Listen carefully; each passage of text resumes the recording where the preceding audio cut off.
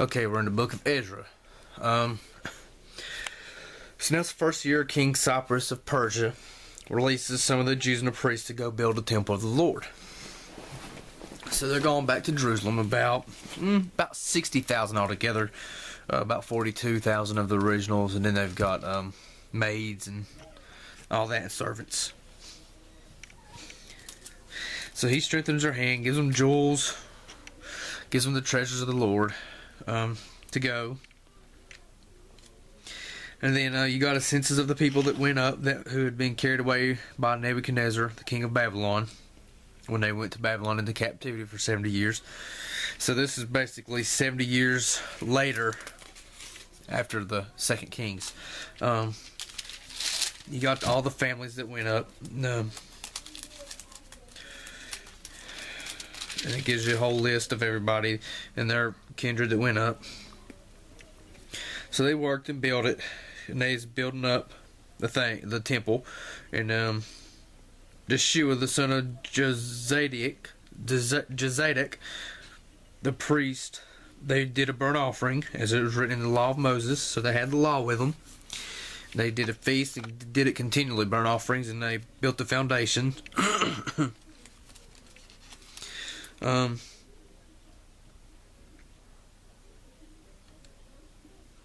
The foundation house was laid before their eyes, and they wept with a loud voice, and many shouted for joy. So people could not discern the noise of the shout of joy for the noise of weeping of the people.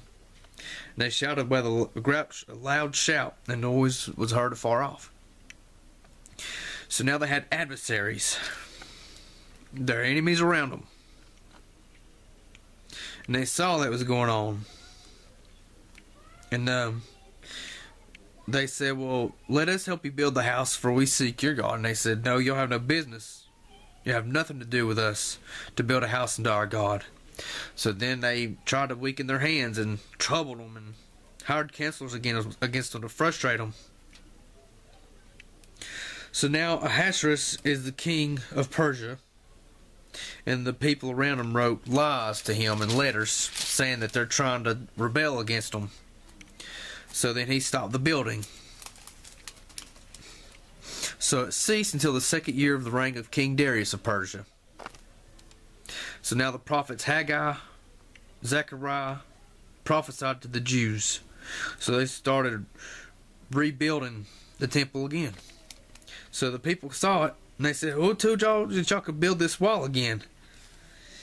So then they told them, our God told us to do it, basically. So then they sent another letter to the king, and he basically decreed it that they should build the temples. They was lying to him, saying that they was trying to rebel.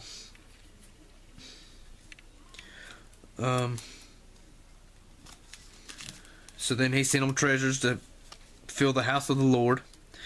So now the temple's completed. They dedicated it. They offered offerings, and they kept the Passover. They kept the feast of the Passover. So after this, in the reign of Artaxerxes, king of Persia, Ezra, he was a scribe, wanted to go. He went up from Babylon, and he went to lead the people. He prepared his heart to seek the law of the Lord and to do it, and to teach Israel statutes and judgments. So Artaxerxes sends him a letter and lets him go.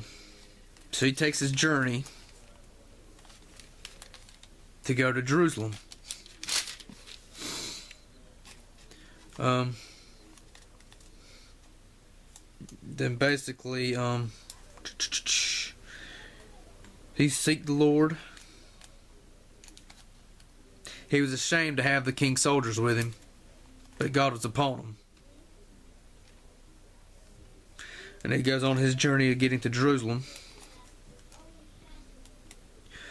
And now the people have taken the daughters of the nations around them again, strange wives.